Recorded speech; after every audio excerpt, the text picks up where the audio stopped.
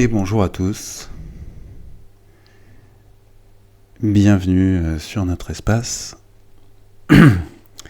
bienvenue pour ce nouveau live. Alors, je vais laisser les gens arriver un petit peu sur le chat du Twitch.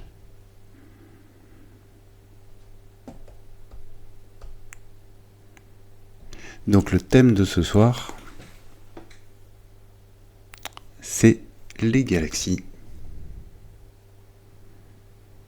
Alors on commencera par parler de la nôtre, bien sûr.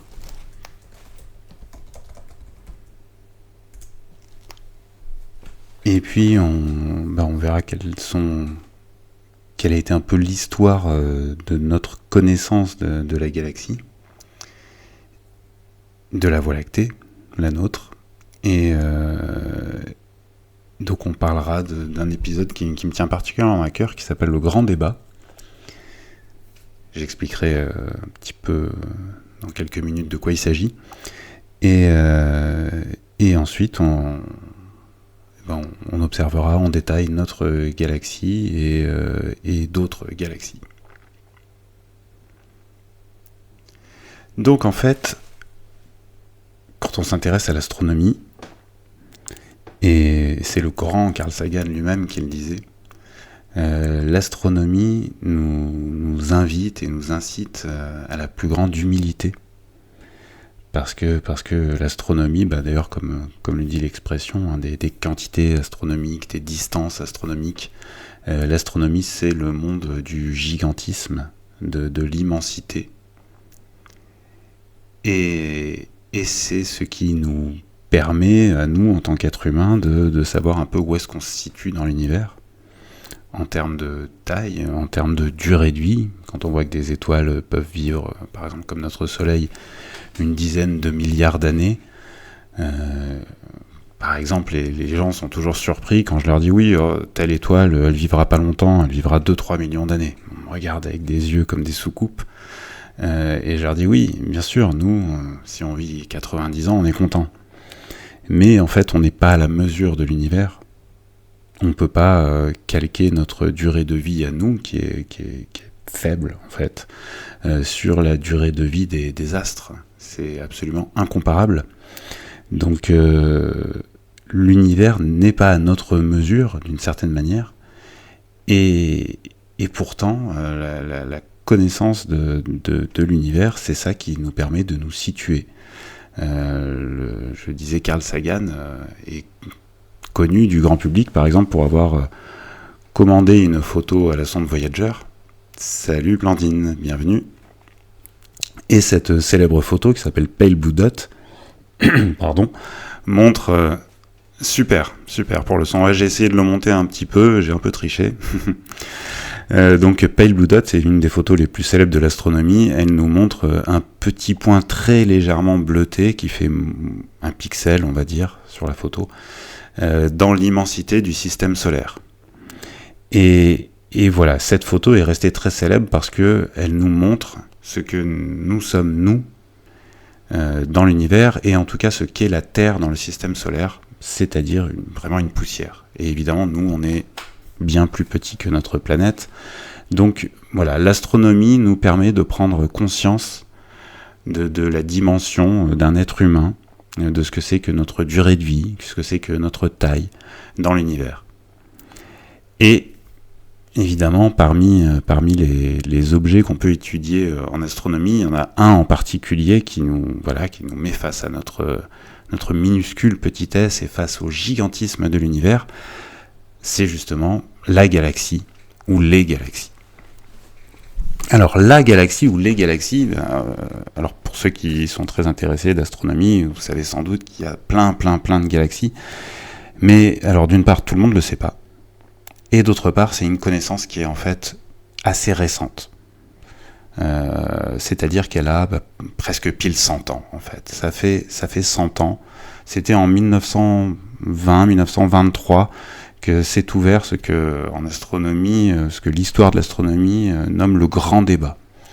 Et ce grand débat, il visait à savoir s'il y avait une seule galaxie, la Voie lactée, dans laquelle on pouvait voir dans le ciel des tas de nébulosités, comme une qui s'appelait par exemple la Grande Nébuleuse d'Andromède. Alors Blandine qui est là sur le chat, elle se souvient peut-être que dans un live récemment, j'ai appelé Andromède, donc aujourd'hui on connaît sous le nom de galaxie d'Andromède, je l'ai appelée la nébuleuse d'Andromède, et ça l'avait beaucoup choqué. Et ben en fait, il y a 100 ans on l'appelait comme ça. Voilà, c'est pour ça que j'ai fait ce lapsus de la nommer la nébuleuse d'Andromède, et toute la question était de savoir si la nébuleuse d'Andromède et d'autres nébulosités, c'est-à-dire d'autres trucs flous qu'on peut voir dans le ciel, faisaient partie de notre galaxie, auquel cas on pouvait supposer qu'il n'y avait qu'une seule galaxie dans l'univers, ou s'il y en avait plusieurs. Alors il y avait deux camps. Il y avait le camp de M. Curtis et le camp de M. Shapley. Shapley pensait que notre galaxie mesurait environ 300 000 années-lumière. Alors je rappelle qu'une année-lumière, c'est le temps c'est la distance que parcourt la lumière durant une année de voyage dans l'espace. Sachant qu'un rayon lumineux voyage à 300 000 km par seconde durant un an, durant 365 jours. Ce petit rayon lumineux va parcourir quasiment 10 000 milliards de kilomètres. 9 480, je crois, 1000 milliards de kilomètres. Donc quasiment 10 000 milliards de kilomètres. Donc une année-lumière, c'est quasiment 10 000 milliards de kilomètres. Et le camp de M. Shapley, donc c'était plein d'astronomes professionnels, pensait donc que notre galaxie était très grande, qu'elle mesurait 300 000 années-lumière et que tout ce qu'on pouvait observer au télescope faisait partie de notre galaxie. Et puis il y avait un autre camp, le camp de M. Curtis, qui lui pensait que notre galaxie était beaucoup plus petite. De mémoire, je crois que c'était 30 000 années-lumière, donc 10 fois plus petite. Et que donc pas mal des objets qu'on pouvait observer au télescope, voire même à l'œil nu, Andromède est visible à l'œil nu dans un très bon ciel, c'est une petite tache qu'on peut voir si on est à la montagne ou en dehors de la lumière des villes. On peut apercevoir, pas très loin de la constellation Cassiopée, donc plutôt au nord, plutôt en direction du nord, on peut voir une petite tache comme un petit nuage filandreux, une nébulosité donc. Et cette nébulosité, donc si la galaxie faisait que 30 000 années-lumière, la nôtre, cette nébulosité était au dehors. On avait beaucoup de mal à l'époque, j'ai oublié de dire ça, à donner les distances, à mesurer, à calculer les distances des objets les plus lointains dans notre galaxie. Donc se posait ce problème de savoir si certains des objets qu'on observait faisaient partie ou non de la galaxie. S'ils n'en faisaient pas partie, il y avait auquel cas probablement plusieurs galaxies dans l'univers. Donc on était 200 ans environ, un peu plus après l'invention des télescopes. Et en fait, moi je trouve que l'histoire de l'humanité, des connaissances, des sciences, c'est aussi une histoire des limites qu'on repousse. C'est-à-dire ou même l'histoire d'un être humain en fait. Quand on est tout petit, on est dans le giron de notre maman, de notre maison. Ensuite, l'univers grandit un peu parce qu'on va à l'école. Puis l'univers grandit un peu plus parce qu'on a des copains en dehors de l'école, et ainsi de suite. Et plus on avance en âge, et plus l'univers auquel on est capable de se confronter grandit. Quelque part, dans l'histoire des connaissances humaines, il y a eu un petit peu la même chose. C'est-à-dire qu'avant qu'on ait un télescope, l'univers, c'était le système solaire. Ensuite, on a compris, et encore le système solaire, ça pouvait être, dans certains esprits, juste la Terre avec le Soleil qui tournait autour. Ensuite, on a compris que le système solaire était beaucoup plus grand, que la Terre n'était pas au milieu de ce système solaire, et déjà l'être humain, il commençait à être minuscule dans le système solaire. Et puis, on s'est rendu compte avec des télescopes qu'il y avait des tas de choses en dehors du système solaire. Donc on a compris qu'en fait, on était dans une galaxie.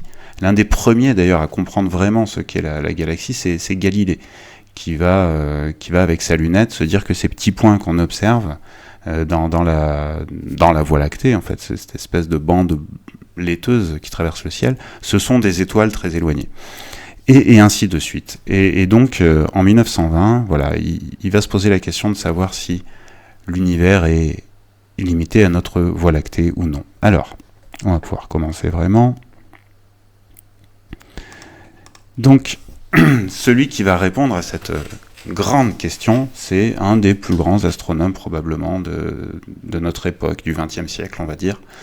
Il s'appelait Edwin Hubble.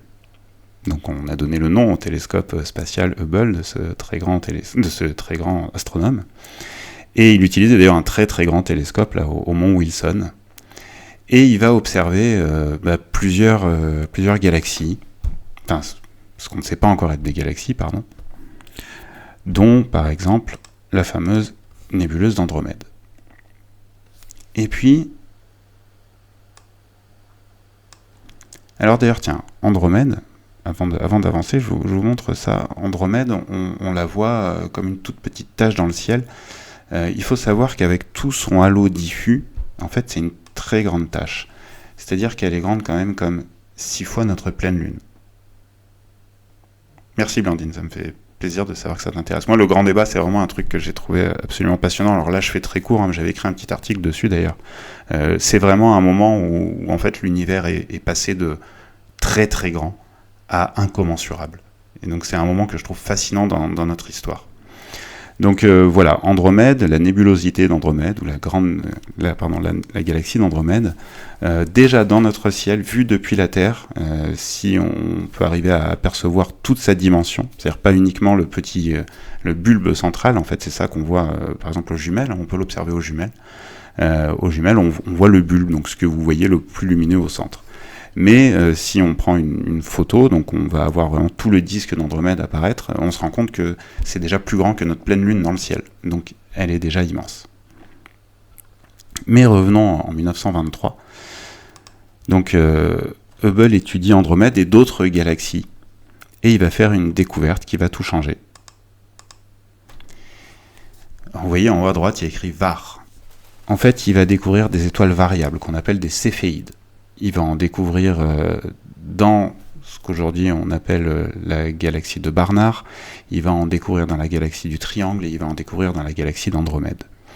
Et grâce à une très très très grande dame de l'astronomie, qui s'appelait Henrietta Leavitt, ou Leavitt, je ne sais pas comment prononcer en français, elle avait découvert une relation qui lie la luminosité de ces étoiles et la période selon laquelle leur luminosité varie.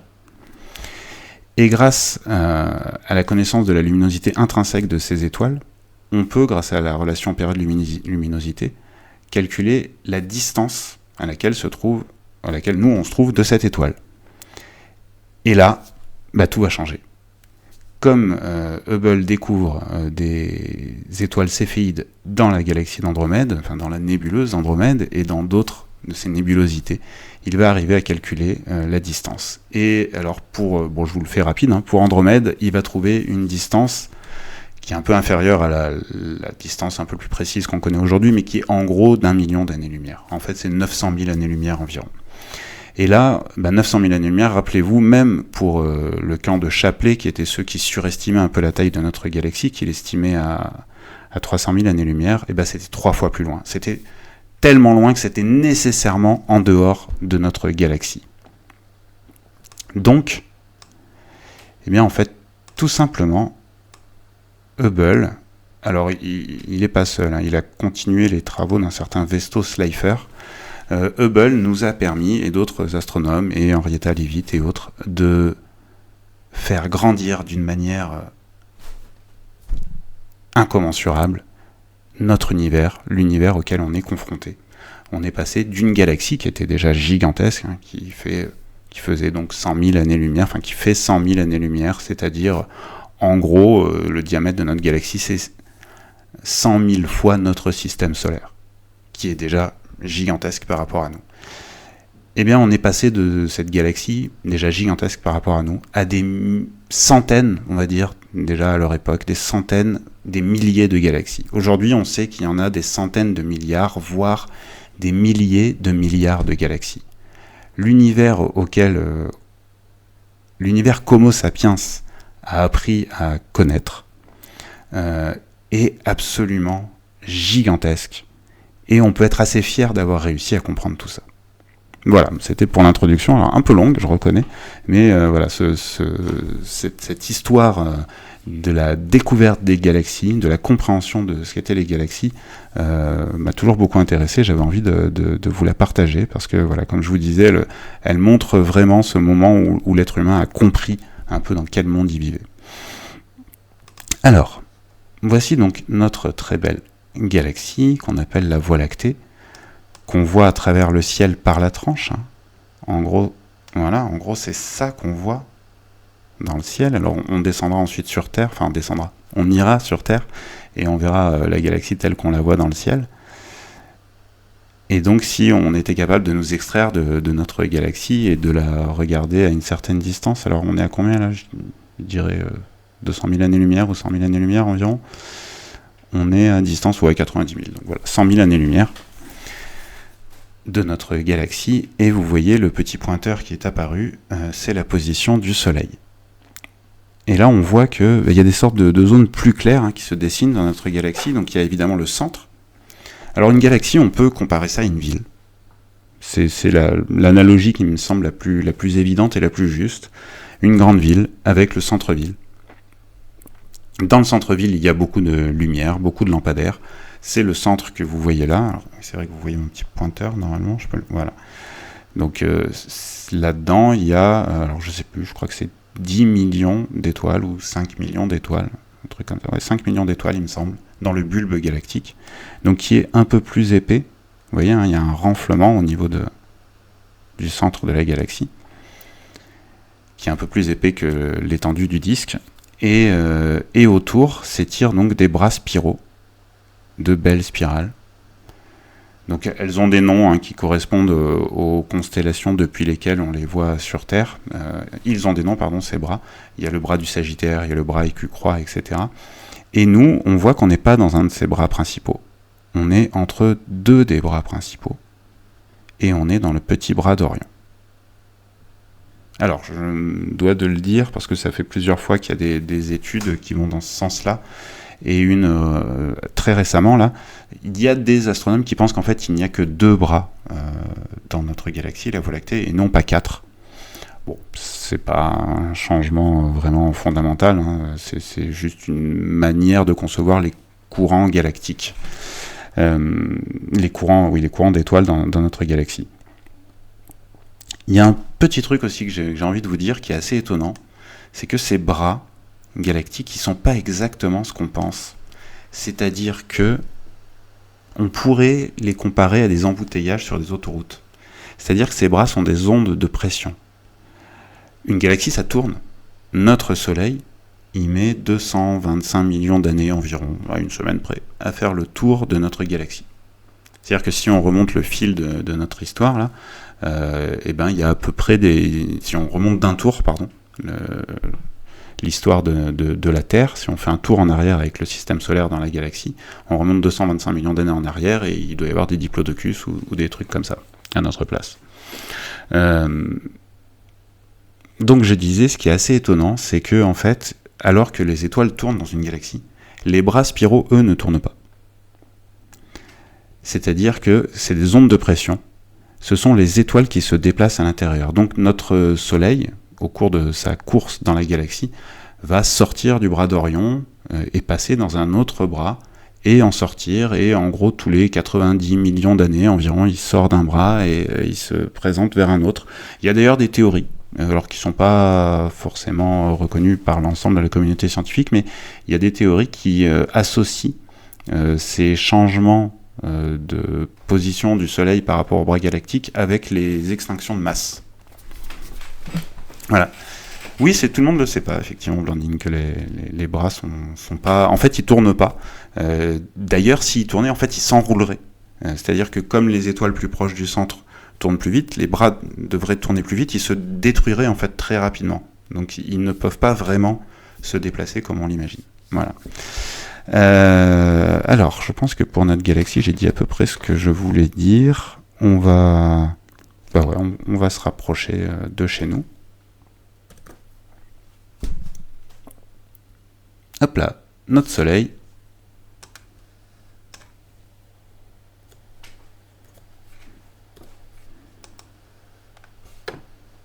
Notre système solaire. Donc, évidemment, Soleil au centre.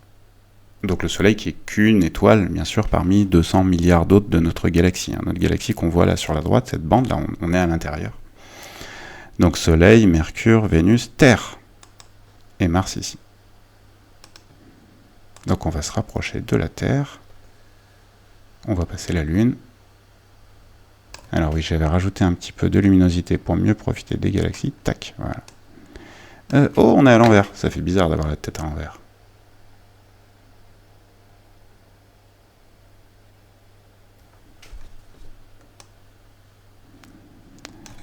Alors, on va aller se poser par chez nous. Et on va regarder le ciel pour voir cette fameuse Andromède.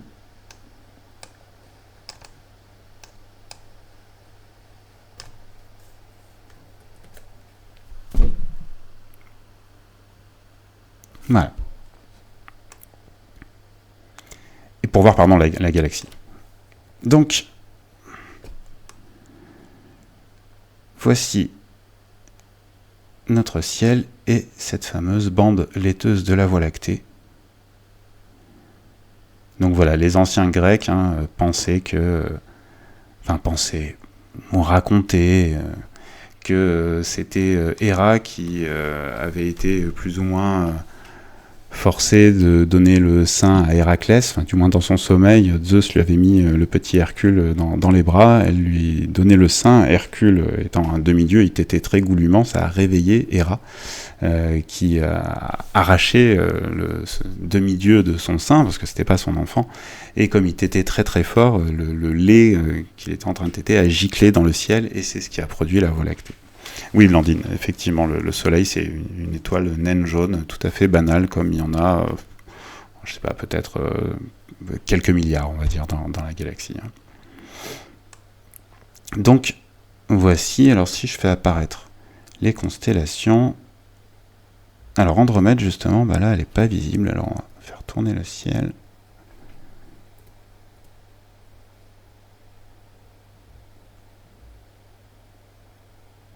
Hop, on devrait commencer à la voir. Ah non, un tout petit peu plus. Voilà. Donc là, vous avez vu, d'ailleurs, voilà, c'est bien fichu, la galaxie d'Andromède se trouve dans la constellation d'Andromède. C'est quand même bien fait. Alors, qu'est-ce qu'on me dit sur le chat? Il y a des photos de photographes pros qui montrent des photos de la Voie lactée très lumineuses, très détaillées, voire très colorées. Cela ne semble pas correspondre à la réalité.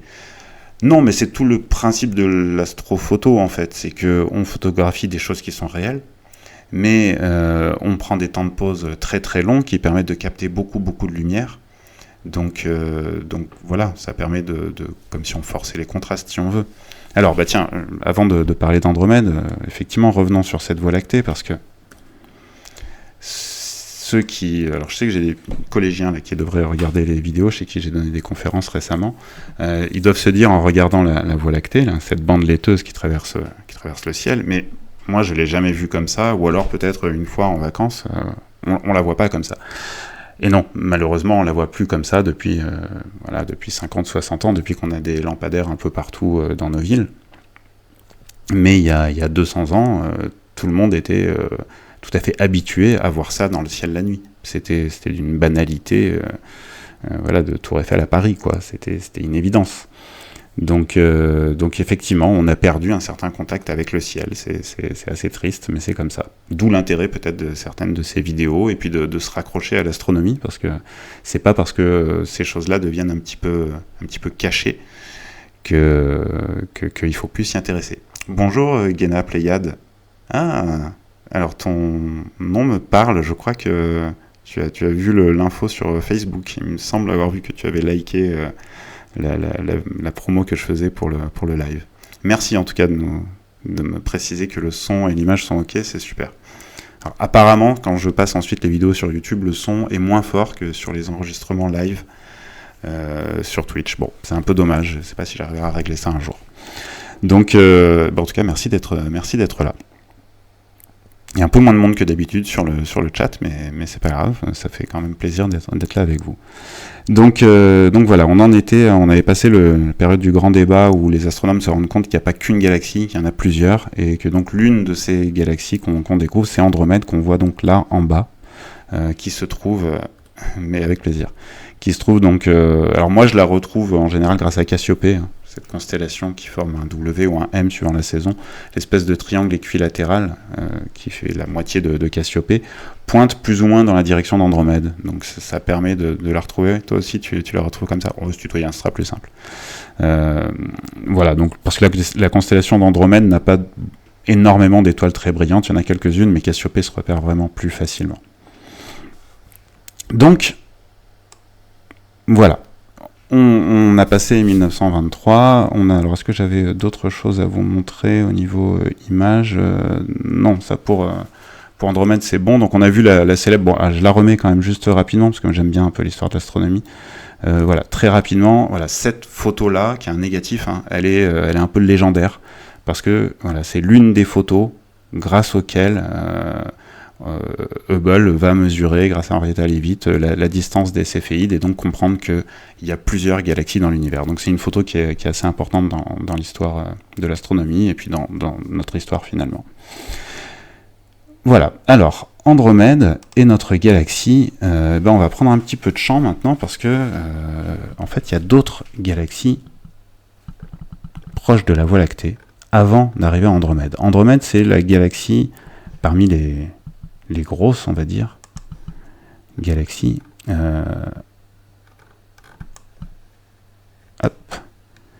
C'est la galaxie comparable à la Voie lactée, la plus proche de nous. Mais en fait, il y en a d'autres. Donc on va de nouveau vraiment reculer et sortir du système solaire et même de notre galaxie. Donc là, ce qu'on voit, ce sont d'autres systèmes solaires. Et voilà, de nouveau, le bras d'Orion. Voilà. Donc on peut se rendre compte... Alors si je prends suffisamment de champ, on va voir où se trouve Andromède.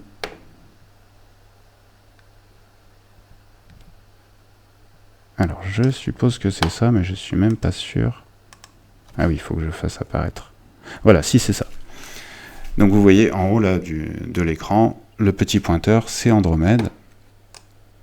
Et si je rezoome, voilà, notre galaxie est là. Donc Andromède est quand même relativement loin. Elle est à environ 2,5 millions d'années-lumière de la Voie lactée. Il y a d'ailleurs un truc qui est assez étonnant, c'est que les distances dans le système solaire sont gigantesques. Les distances entre les étoiles dans les galaxies sont gigantesques. L'étoile la plus proche du Soleil, c'est Proxima du Centaure, qui est à 40 000 milliards de kilomètres du Soleil. Par rapport à la taille du Soleil, qui fait 1 300 et quelques mille kilomètres, c'est absolument gigantesque ce vide. Et pourtant, entre les galaxies, les distances, entre les galaxies proches, les distances sont pas si énormes que ça. Il y a à peine il y a environ 20 fois la taille de la Voie lactée entre la Voie lactée et Andromède. Donc, d'un coup, si on imagine une place, par exemple, avec des gens tous les 40 mètres ou tous les 35 mètres, bon, c'est pas une place noire de monde, mais c'est pas non plus le désert absolu, quoi. Donc, autant une galaxie en elle-même est faite énormément de vide, vraiment d'énormément de vide, autant les galaxies sont relativement proches les unes des autres. C'est assez étonnant, je trouve. Donc je vous disais, il y a d'autres galaxies proches de nous. Les plus connues, parce que les plus visibles, alors dans l'hémisphère sud, malheureusement, nous on les voit pas trop, c'est le petit nuage de Magellan, ici, qui est une galaxie irrégulière, c'est-à-dire qu'elle n'a pas vraiment de forme. Je vais vous montrer ensuite la classification des galaxies. C'est une sorte de petite boule très déformée. Très déformée par qui ? Par sa grosse voisine, qui est beaucoup plus petite que la Voie lactée, mais qui est beaucoup plus grosse que le petit nuage de Magellan, et qui se trouve être le grand nuage de Magellan. Et alors d'ailleurs, j'ai dit une petite bêtise, peut-être plusieurs, j'en ai dit plusieurs durant ces enregistrements, forcément, avec tout ce que je dis, mais je suis quasiment sûr que j'ai dit au moins une ou deux fois que le grand nuage de Magellan était une galaxie irrégulière.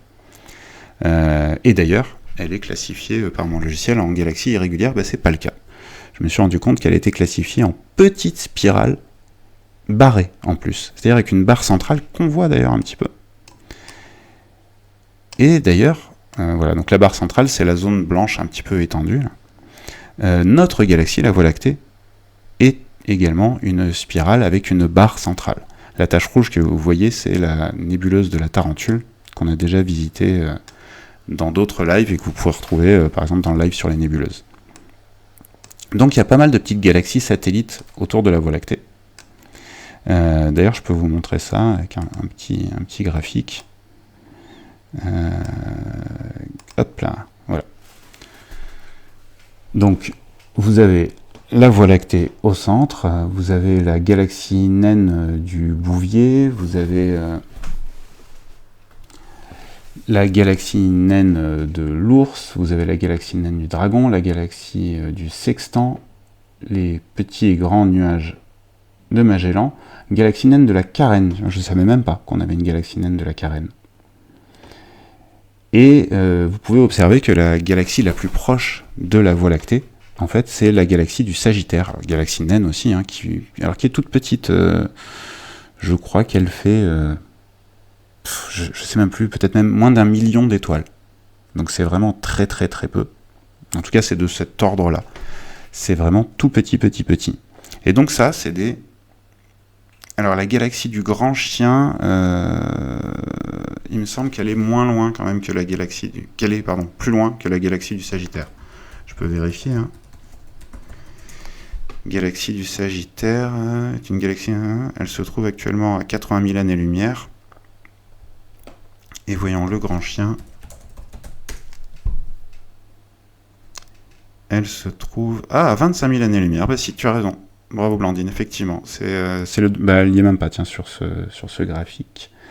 Effectivement, c'est le Grand Chien. Tiens, c'est marrant, je croyais me souvenir que c'était le Sagittaire. Bon, peu importe, il y a des petites galaxies satellites, un peu comme il y a des lunes autour des planètes géantes, hein, comme autour de Jupiter, on a 92 lunes autour de notre galaxie. Bien vu Blandine. Autour de notre galaxie, on a aussi des petites galaxies satellites. Donc en fait, on est en train de les absorber, ces galaxies. La Voie lactée, qui est assez vénérable hein, comme galaxie, elle a 13 milliards d'années environ. Elle fait partie des vieilles galaxies, pas des plus vieilles, mais des vieilles galaxies. Elle a absorbé des tas d'autres galaxies pour avoir, entre autres, la forme qu'elle a actuellement. Alors des galaxies, il y en a de plein de formes différentes. Hop, voilà. Alors je vais enlever ma trogne, comme ça on verra un peu mieux. Voilà, c'est Hubble le premier qui va faire une classification, et ensuite il y en aura d'autres. Donc ça c'est la classification Hubble de vos couleurs. On a sur la gauche les galaxies elliptiques, donc qui ont des formes de boules ou de ballons de rugby et autres. On a sur la ligne médiane les galaxies spirales qu'on dit intermédiaires. On a en bas les galaxies spirales barrées, comme la Voie lactée. La Voie lactée, c'est une SBB, il me semble, donc la deuxième sur le diagramme du bas. Et en haut, on a les simplement spirales. Et tout à droite de ce diagramme, on a les galaxies irrégulières, donc comme le petit nuage de Magellan, par exemple. Et il y a encore un dernier genre de galaxie dont je n'ai pas parlé, qui se trouve au milieu, entre les elliptiques et les spirales. Et ce sont les galaxies lenticulaires, c'est-à-dire que si on les regarde par la tranche, elles ont un bulbe, un renflement, dû au fait qu'il y a plein d'étoiles au centre, comme pour la Voie lactée. Elles ont un disque plat, fin, mais elles n'ont pas de bras spiraux. Et on pense qu'en fait les galaxies leur forme va évoluer en fonction des fusions, des interactions avec les autres galaxies.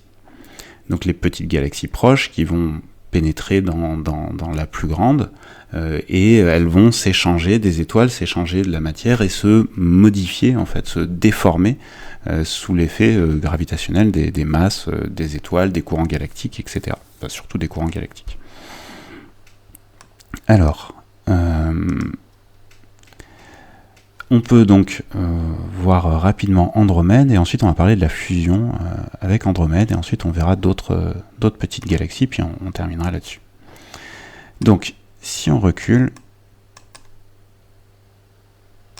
et on va faire apparaître Andromède,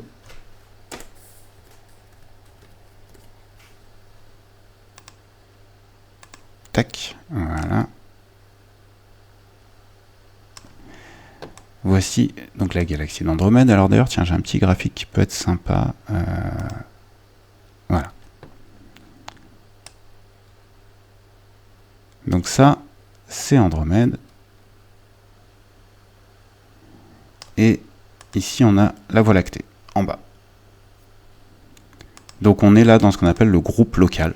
Et vous voyez toutes les taches, hein, plus ou moins grosses, ce sont des galaxies. Donc il y a, allez, on va dire une trentaine de galaxies liées par la gravité, qui ne s'éloignent pas à cause de l'expansion de l'univers. Vous en avez sans doute entendu parler, l'univers est en expansion, c'est-à-dire que les galaxies éloignées les unes des autres, qui sont en théorie à partir de 3 millions d'années-lumière de distance, mais dans les faits, pour que ce soit vraiment perceptible, c'est au-delà de 20 millions d'années-lumière de distance, elles s'éloignent sensiblement les unes des autres, même si leur vitesse propre les fait se rapprocher, tend à les faire se rapprocher, l'univers, le tissu de l'univers, de l'espace et du temps, se distend tellement et à une telle vitesse que ces galaxies vont en fait s'éloigner. Dans le groupe local, les galaxies sont assez proches les unes des autres pour que la gravité soit plus forte que cette énergie, d'ailleurs qu'on ne connaît pas vraiment, qui cause l'expansion, du moins plus forte que l'expansion, si elle n'est pas causée par une énergie particulière, mais par un phénomène qui nous échappe, qui serait qu'une conséquence d'autre chose. La gravité reste plus forte et fait que ces galaxies vont se rapprocher les unes des autres et donc se mélanger. Donc, voici Andromède. Je sors de mon mode carte. On peut foncer la voir. Donc on fait un petit voyage de 2,5 millions d'années-lumière, là, en 15 secondes. Ce qui est bien sûr complètement impossible. Donc on voit passer les galaxies proches et... Ah bah non, la bonne blague. On est retourné voir la Voie lactée, dites donc. Alors, pourquoi je me suis fait arnaquer comme ça? Voilà. Du coup, on va aller encore plus vite. Donc voici Andromède et une galaxie qui est très proche d'elle. Je crois que c'est... J'ai un doute. M101, je sais plus. M110, pardon. M110, qui est une galaxie de type elliptique. On voit, c'est-à-dire que elle n'est pas aplatie, c'est une sorte de petite boule.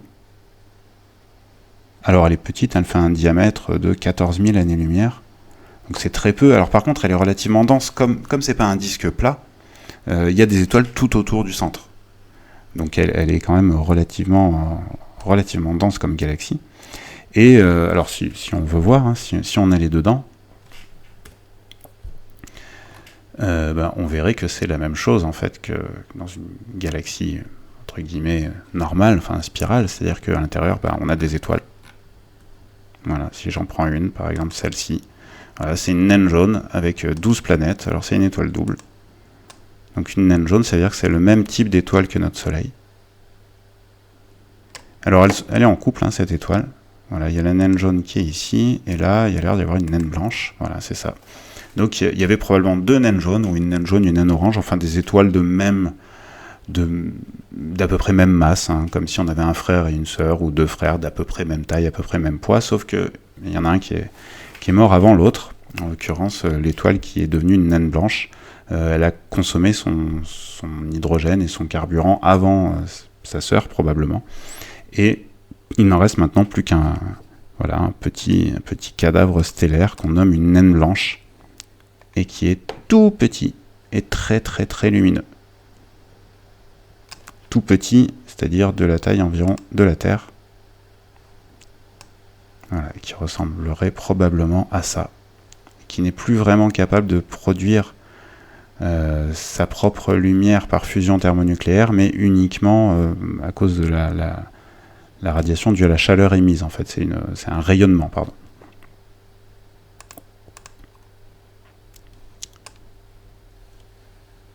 Et donc, notre autre étoile est ici, et donc on a des planètes autour de ça. Donc c'est un système double. Là, on voit la galaxie d'Andromède.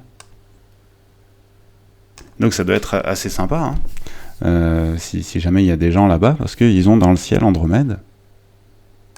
Par exemple, là, alors c'est une super Jupiter, Aquaria, alors on peut se rapprocher, c'est toujours rigolo.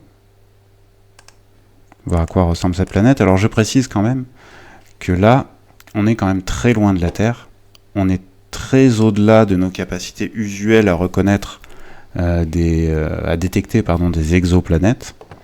Donc ça, c'est une planète qui est générée de manière procédurale par le logiciel, c'est-à-dire que les astronomes n'ont pas réellement repéré dans M110 cette exoplanète, donc qui aurait à peu près la taille de la Terre d'ailleurs, et un peu moins massive. Juste que, comme on connaît à peu près la fréquence des exoplanètes, on sait qu'il y en a quasiment autour de chaque étoile. Bon, il est légitime d'imaginer qu'il y a une exoplanète ici autour de cette étoile, mais on ne l'a pas réellement découverte. Voilà, donc là on est dans cette galaxie elliptique naine, et si on voit une sorte de halo jaune qui nimbe l'espace, là, c'est tout simplement la lumière des étoiles un petit peu lointaines qui font partie de la galaxie. Alors, on va ressortir de là, et donc je vous disais que notre galaxie, la Voie lactée et Andromède vont fusionner. Alors on le sait, on sait exactement quand ça va arriver. Ça va arriver dans à peu près 6 semaines. Non, je plaisante. Ça va arriver dans plus de 2 milliards d'années. Cela dit, on se rapproche assez vite en fait. On se rapproche à 110 km par seconde d'Andromède. Et Andromède se rapproche aussi, je crois, à 110 km par seconde. Ou alors, je ne sais plus si c'est les deux vitesses cumulées qui font qu'on se rapproche à 110 km par seconde, enfin c'est de cet ordre-là. Et donc voilà, si on fait le calcul par rapport à la distance, dans environ 2 millions d'années, on va fusionner. Et donc un jour ça ressemblera à ça, donc ça c'est une illustration de la NASA. Donc on reconnaît en gros la Voie lactée, et on a Andromède qui arrive et qui vient se mélanger à notre galaxie. Alors ce qui est assez sympa, c'est que on peut simuler ça avec un logiciel qui s'appelle Universe Sandbox.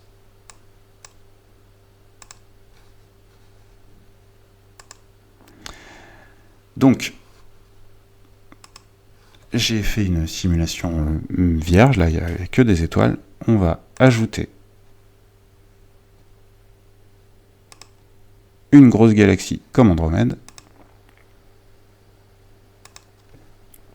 Voilà, on va la mettre ici. Alors il est un peu moins joli que Space Engine que j'utilise pour voyager dans l'espace, mais il permet surtout de simuler des mouvements en fait. Alors en vrai,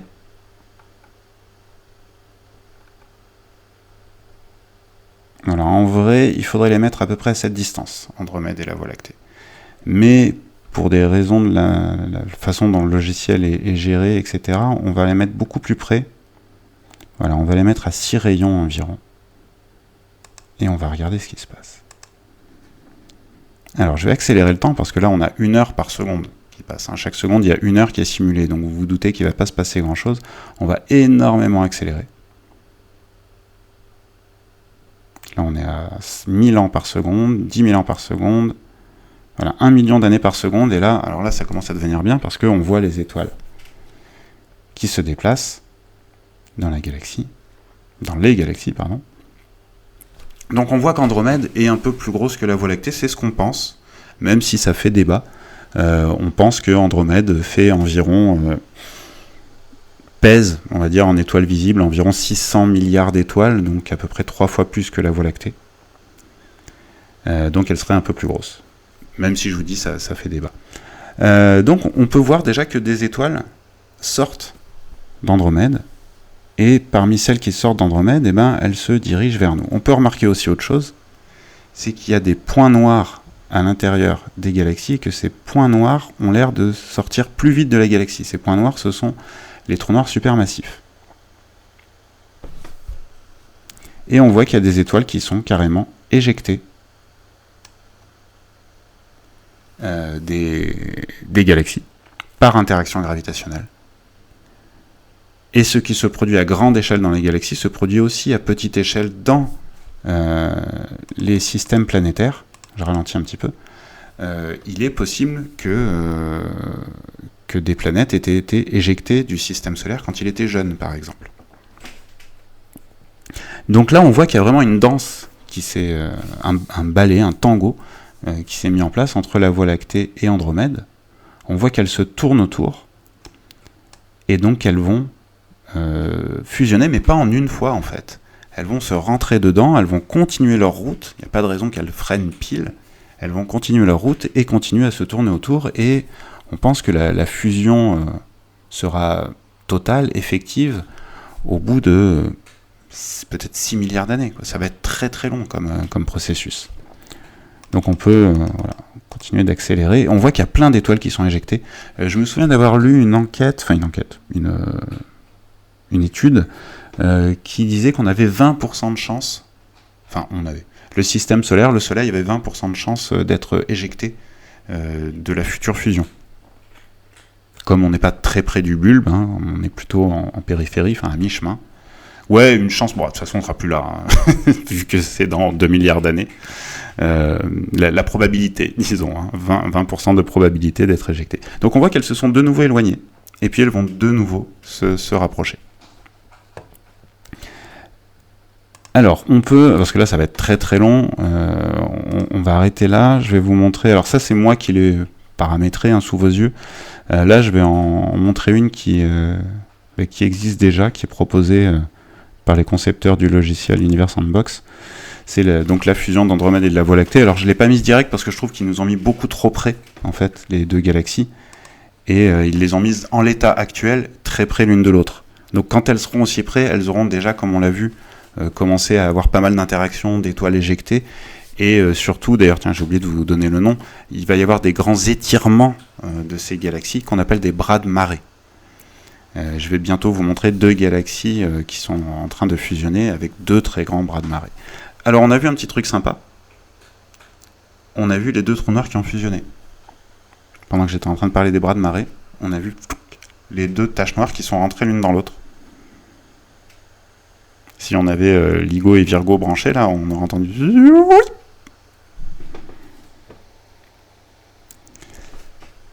Alors, quelle forme aura cette giga-galaxie? Alors, certains lui ont déjà trouvé un nom. Ils l'appellent Lactomède.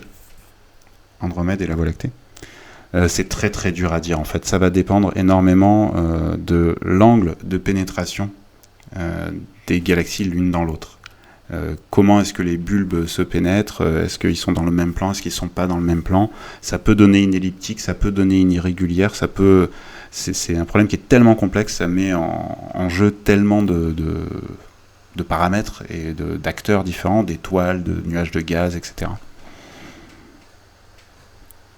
Alors, on va pouvoir l'arrêter, et on va pouvoir revenir à Space Engine, et donc on va terminer par un petit survol de galaxies, alors certaines très étonnantes. Donc on a vu dans le groupe local, j'ai envie de vous en montrer une autre. Alors je vais vous montrer la photo d'abord. Elle s'appelle Centaurus, parce qu'on la voit dans la direction de la constellation du Centaure. La voici. Alors moi, quand j'ai commencé à m'intéresser à l'astronomie, c'est une des galaxies que je trouvais trop étrange. D'ailleurs, à l'époque où j'ai commencé à m'intéresser, je crois qu'on disait que c'était une galaxie irrégulière. Parce que voilà, on voit cette grande bande de nuages, de poussière qui la traverse, et on ne lui voit pas vraiment de forme. Elle est magnifique, Centaurus, ouais. Elle a plusieurs particularités. C'est ce qu'on appelle une radiogalaxie. C'est-à-dire que, certes, elle émet en lumière visible, les télescopes amateurs peuvent la voir, mais elle émet principalement dans d'autres longueurs d'onde du spectre électromagnétique, en ondes radio, etc.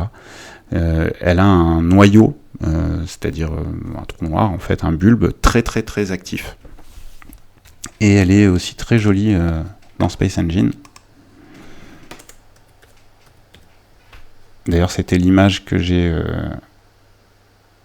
utilisée pour la présentation du live. Hop. Voilà. Donc on voit très bien la bande nuageuse.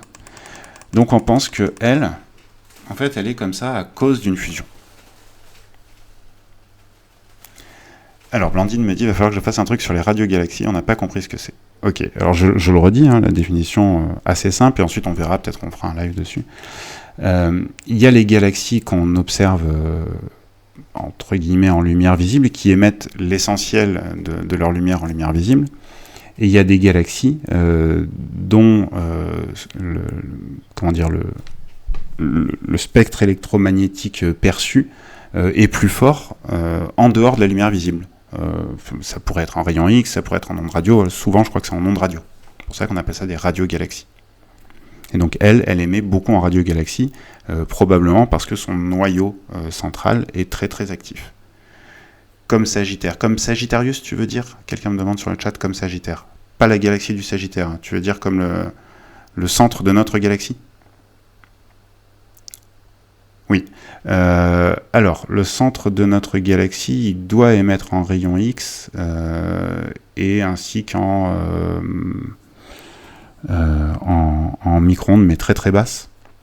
Non, en infrarouge, pardon, très très basses, en infrarouge qui sont quasiment des micro-ondes. Oui, par exemple. Donc c'est souvent lié à l'activité en fait du trou noir central. Donc voilà Centaurus, une galaxie très très jolie que j'aime bien. Alors oui, on va garder peut-être la plus grosse des galaxies connues, ou l'une des plus grosses connues pour la fin. Je vais vous montrer des galaxies étranges et des galaxies en train de fusionner.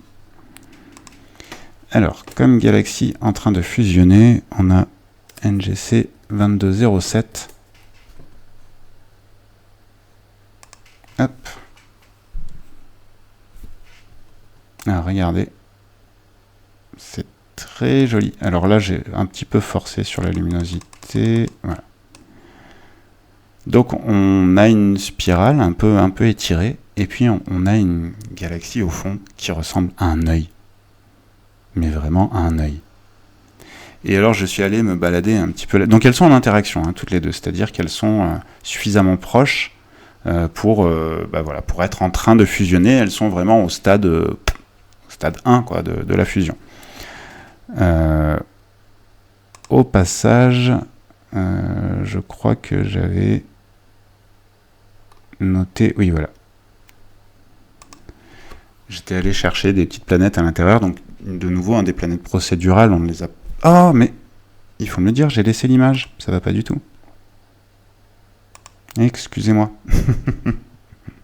Excusez-moi.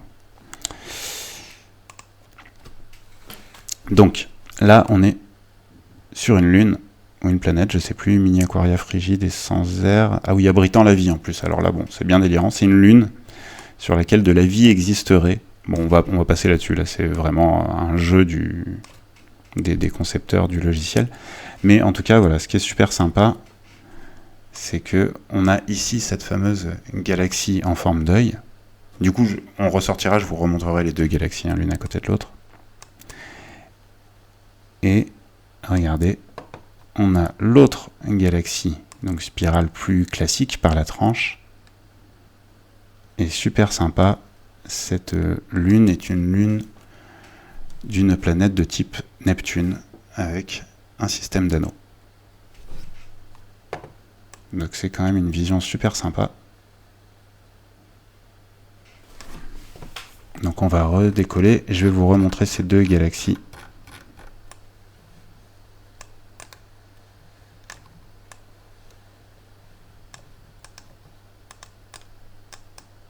Voilà. Donc là vous les verrez mieux.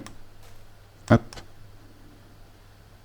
Voilà, donc elles sont proches, hein, l'une de l'autre. Proches par rapport à la taille de ce que c'est qu'une galaxie, bien sûr. Ensuite, donc on est en début de fusion là. Ensuite, il y a deux galaxies très connues, des astronomes amateurs aussi, que j'avais eu la chance moi de voir avec le Evscope, le Unistellar. Je ne sais pas si vous voyez ce que c'est des télescopes à vision amplifiée qui permettent de voir les couleurs, ce qui est quand même assez rare en astronomie. On voit en astrophotographie, mais pas en astronomie. Et donc ce sont des galaxies en train de fusionner également, qui sont juste en dessous du manche de la casserole de la Grande Ourse, dans la constellation des chiens de chasse, mais vraiment juste à côté de la Grande Ourse. Donc M51, le tourbillon, Whirlpool. Et donc on voit qu'on a une grande spirale, là, et on a une elliptique à côté. Alors j'ai longtemps cru que la galaxie elliptique était en fait plus massive que la spirale, et que c'était elle qui l'a déroulée, mais bon, j'ai refait des recherches récemment, et j'ai pas vraiment réussi à trouver laquelle des deux était la plus massive. Donc on sait, enfin moi je sais pas en tout cas. Ce qui est sûr, c'est qu'on voit très bien le bras de marée, le pont de matière en bas là, donc sur l'image, hein, qui relie la galaxie spirale à la galaxie elliptique. On voit très bien que On dirait en tout cas que la galaxie elliptique se fait dérouler comme une bobine de fil par la galaxie... Pardon, que la galaxie spirale se fait dérouler comme une bobine de fil par la galaxie elliptique.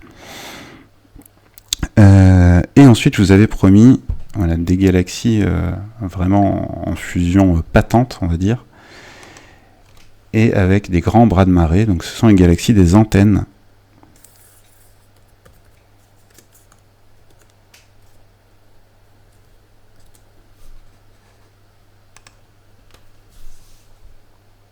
Voilà. Alors elles sont très connues aussi parce que Hubble les a immortalisées, on va dire. Donc là, on voit parfaitement bien les bras de marée dont je parlais.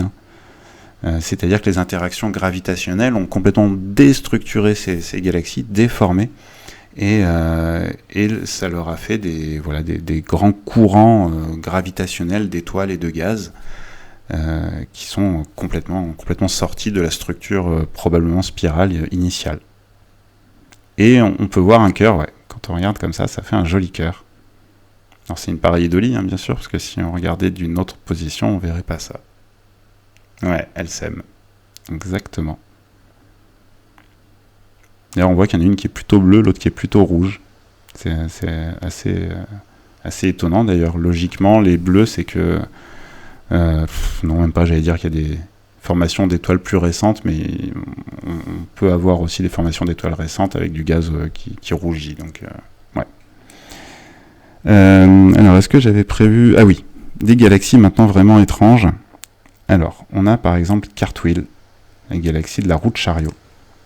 Ah, zut.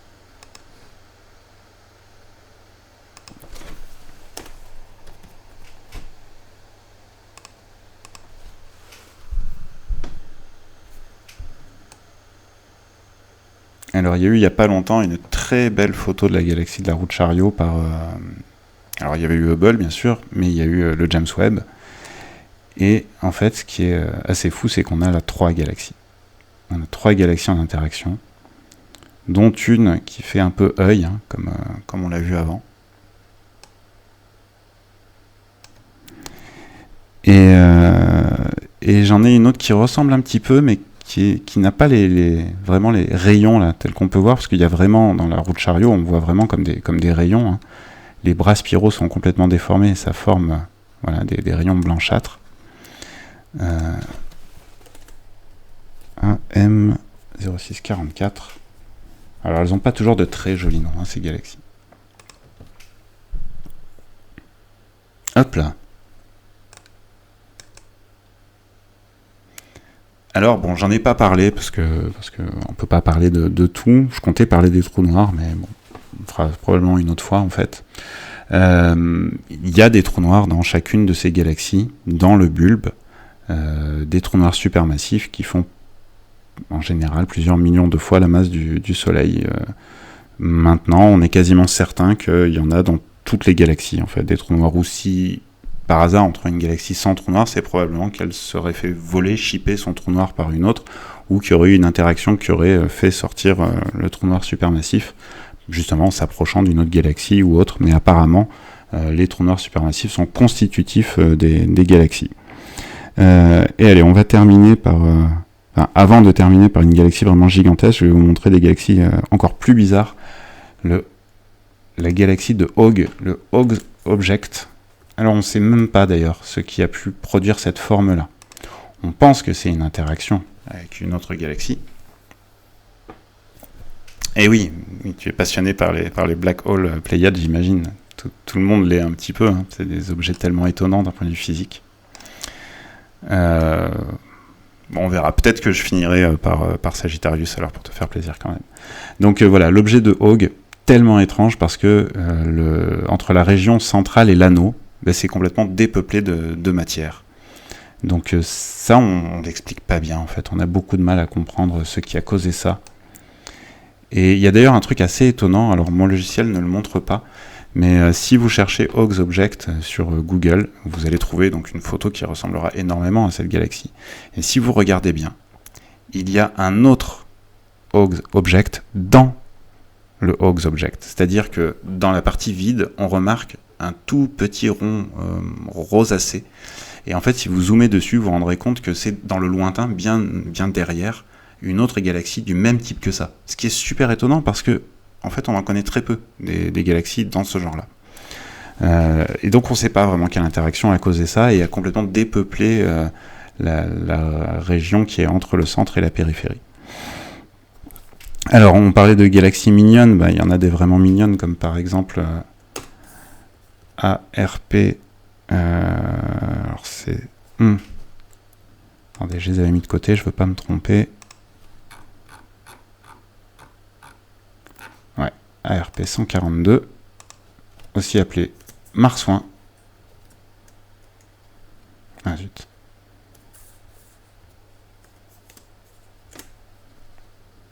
Ah bon, il n'y a pas de 142, c'est une plaisanterie. Ah ouais, bon, alors on va y aller autrement.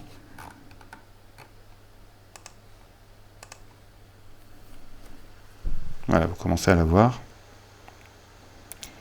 Blandine me dit c'est pas une galaxie annulaire. L'objet de Hogg, si, je crois qu'on dit comme ça, mais il me semble, du moins, la dernière fois que je m'étais renseigné, on n'avait pas compris le processus à l'origine de cette forme-là. Peut-être que depuis, il y a des théories plus solides, mais en tout cas, il y a encore pas longtemps, on ne savait pas expliquer vraiment ce qui causait ça. Et donc là, on a une galaxie elliptique qui a complètement déformé probablement une galaxie spirale. Et on a l'impression de voir un petit marsouin et son œuf. C'est très mignon. Et alors, vous avez trouvé les antennes très choupinettes. Que penser alors de ARP 273 qu'on pourrait s'offrir à la Saint-Valentin ?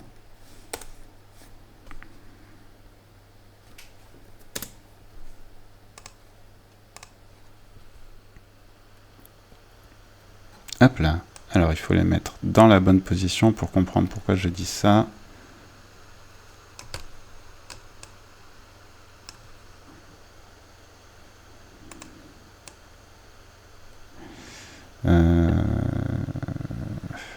Est-ce que j'ai la bonne position? Oui, à peu près. Voilà.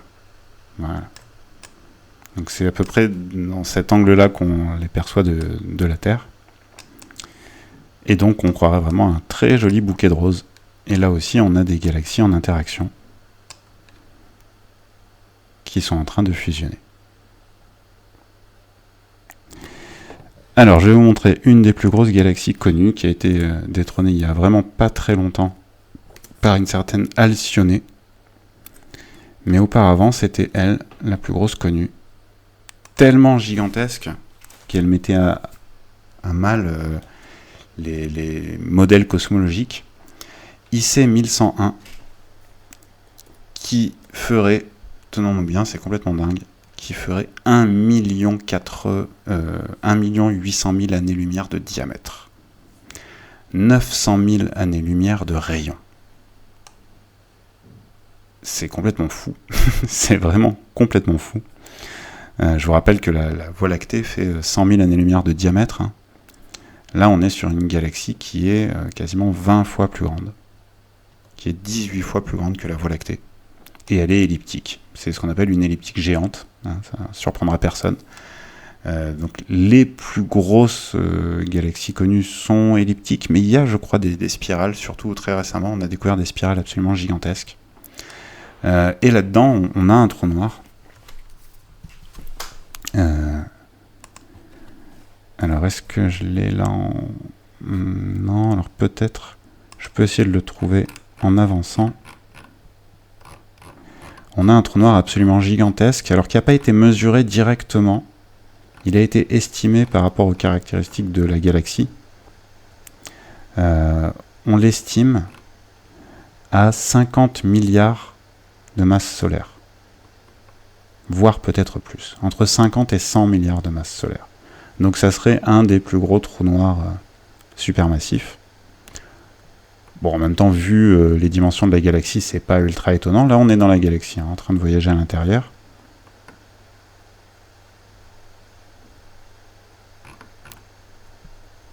Et voilà, on arrive... Alors pareil, c'est procédural, c'est-à-dire que cette galaxie est tellement loin que on n'est pas capable d'imager, je pense, hein, l'intérieur de cette galaxie. Peut-être qu'on pourra le faire un de ces quatre, hein, mais pour l'instant on l'a pas fait. Donc ce sont des étoiles qui ont été placées là de manière pas aléatoire du tout, mais de manière supposée, on va dire. On a fait l'hypothèse qu'il y avait la même chose au centre de cette galaxie qu'au centre d'autres galaxies comparables, ce qui est une hypothèse très raisonnable. Et donc, alors il doit être par là. On a un trou noir supermassif. Et ben voilà. On s'est arrêté juste devant lui.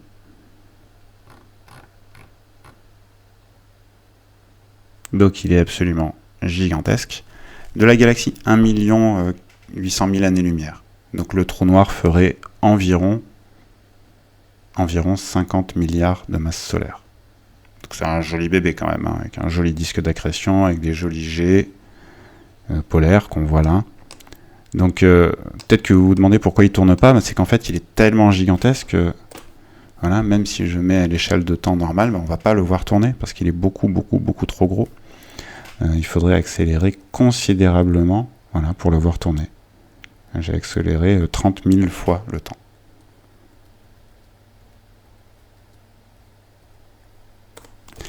Alors, j'avais promis d'aller voir Sagittarius, on va terminer là-dessus. Donc, ouais, on va faire ça. On va reprendre notre galaxie, comme ça on termine par chez nous, hein, c'est très bien.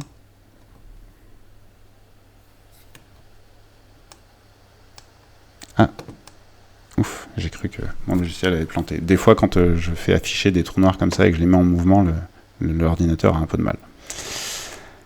Donc, voilà, au centre, notre trou noir, et je vais vous raconter très rapidement comment on l'a, au départ, mesuré.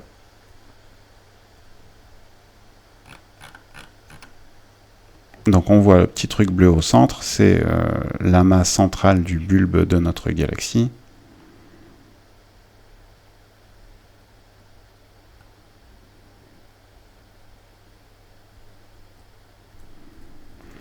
Donc Sagittarius, on l'a appelé comme ça parce que le centre de notre galaxie, par rapport à notre position dans l'espace, se trouve dans la direction du Sagittaire, de la constellation du Sagittaire. Donc on l'a appelé Sagittarius.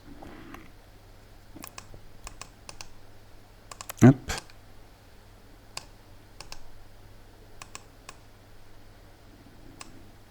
Je l'ai dépassé, voilà. Ah, bon, alors je vais faire autrement, je vais le faire apparaître comme ça.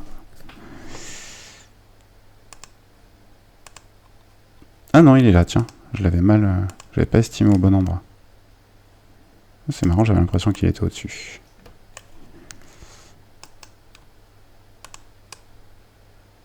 Je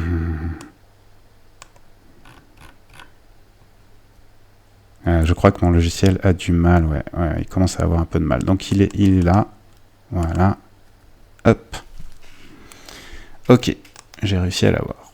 Donc, on a notre trou noir avec la belle lentille gravitationnelle, c'est-à-dire que il y a tellement de matière compactée que l'espace est très déformé à l'endroit de ce trou noir, donc les rayons lumineux des étoiles en arrière-plan derrière ce trou noir pour parvenir jusqu'à nous doivent suivre la forme déformée de l'espace. Imaginez que l'espace est comme une boulette de papier chiffonnée, les rayons lumineux vont devoir suivre la forme de l'espace chiffonné, et donc ça produit ces effets là qu'on voit.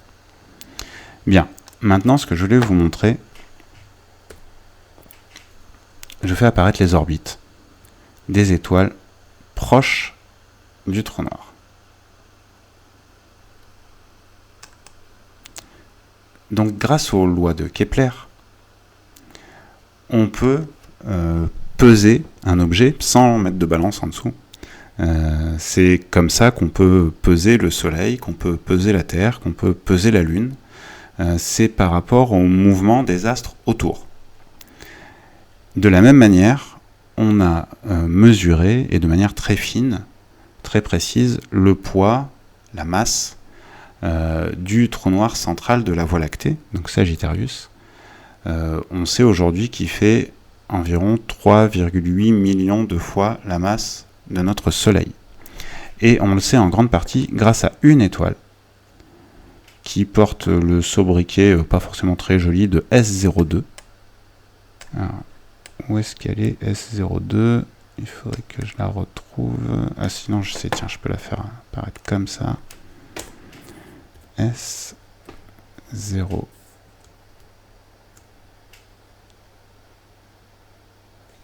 Ah, c'est elle. Tac. Voilà. Donc vous la voyez là, avec l'orbite en rouge. Eh bien, regardez. Je vais faire accélérer le temps énormément. Donc cette étoile, il n'y a encore pas très longtemps, était celle qui s'approchait, oh, j'ai un peu trop accéléré, voilà, le plus près du trou noir. Entre-temps, on en a découvert une qui s'approche légèrement plus, mais bon, elle s'approche très près, vous voyez, et sa vitesse varie énormément. Donc ça, c'est l'expression des lois de Kepler. Quand cette étoile se rapproche du trou noir, accélérée par l'espace déformé par la masse de ce trou noir, elle atteint des vitesses qui sont de l'ordre de plus de 8000 km par seconde. Donc ce qui est quand même pas mal du tout.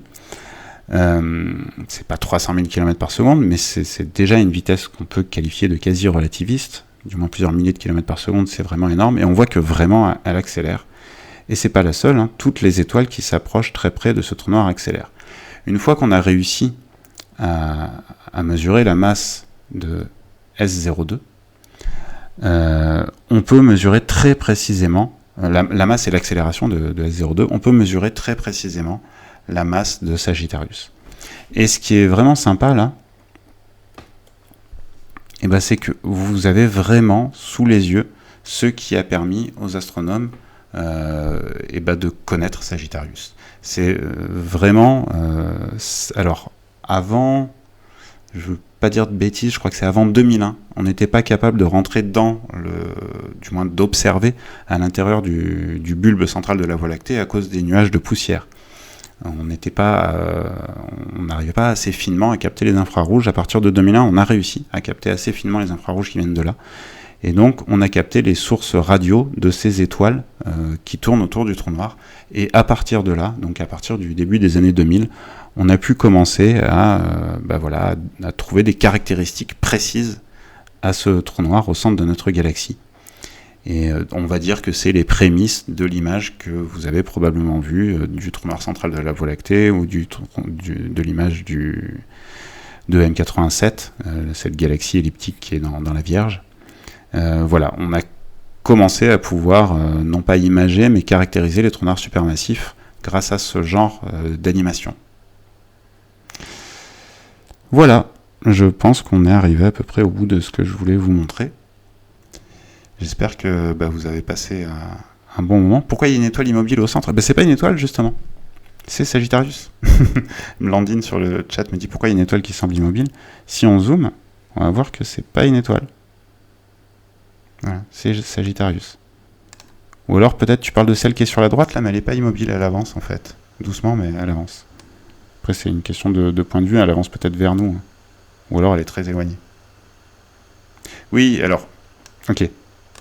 En même temps, c'est logique. Tu peux te dire, mais attends, c'est un trou noir, il émet de la lumière. C'est quand même vachement bizarre. Mais évidemment, c'est pas le trou noir en lui-même qui émet de la lumière, c'est la poussière qui est autour de ce trou noir, et c'est son disque d'accrétion qui émet principalement en rayon X, en fait. D'où là, d'ailleurs, le fait qu'elle est simulée par de la lumière bleutée, là. Voilà. Eh bien, voilà, ainsi s'achève notre visite des galaxies et donc notre confrontation face à l'immensité absolue de l'univers. Et puis à notre connaissance quand même, hein, on peut quand même remercier tous ces astronomes, femmes et hommes qui ont compris tout ça et qui nous ont permis de comprendre tout ça. C'est quand même assez fabuleux. Merci Blandine, merci Pléiade. Avec grand plaisir. Et puis merci à ceux qui nous suivent sur YouTube. À très bientôt. Salut à tous.